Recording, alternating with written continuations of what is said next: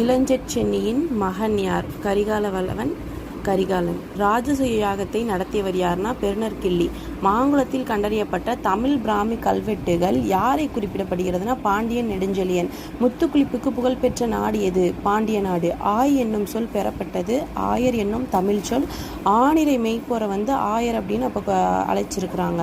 ஆய் மன்னர்கள், அதுலேயே மன்னர்கள் என்னென்ன மன்னர்கள் ஆய் மன்னர்கள்னு சொல்கிறாங்கன்னா அந்திரன், திதியன், நன்னன்.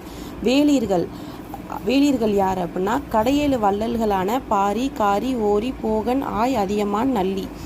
அசோகர் கல்வெட்டு அதியமானை எவ்வாறு குறித்துள்ளது? சத்தியபுத்ரா அப்படின்னு அசோகர் கல்வெட்டு சொல்லுது. இப்படியும் கொஸ்டின் கேட்பாங்க.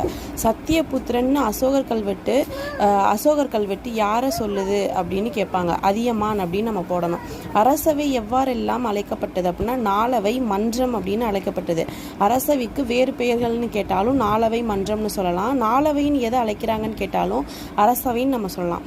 கடம்பர் என்பது எவ்வகை படையெடுப்பு அப்படின்னா கடற்படையெடுப்பு. கடல்லிருந்து படையெடுத்து வர்றத நம்ம அப்போ எப்படி சொல்லியிருக்காங்க அப்படின்னா கடம்பர் அப்படின்னு சொல்லியிருக்காங்க. இது மாதிரி நிறைய கொஸ்டின்ஸ் டிஎன்பிஎஸ்சி கொஸ்டின்ஸ் ரிலேட்டடாக நம்ம டெய்லி ஷார்ட்ஸ் ஸ்டார்ட் பண்ணுறோம். ஸோ இந்த தடவை ஃபெயில் ஆனாலும் பரவாயில்ல, கண்டிப்பாக நெக்ஸ்ட் டைம் நம்ம ஜாப் வாங்கி ஆகிறோம். So all the best. நம்மளோட சேனலை டிஎன்பிஎஸ்சி ஸ்ட்ரைவர்ஸ் அதை சப்ஸ்கிரைப் பண்ணிக்கோங்க. தேங்க்யூ.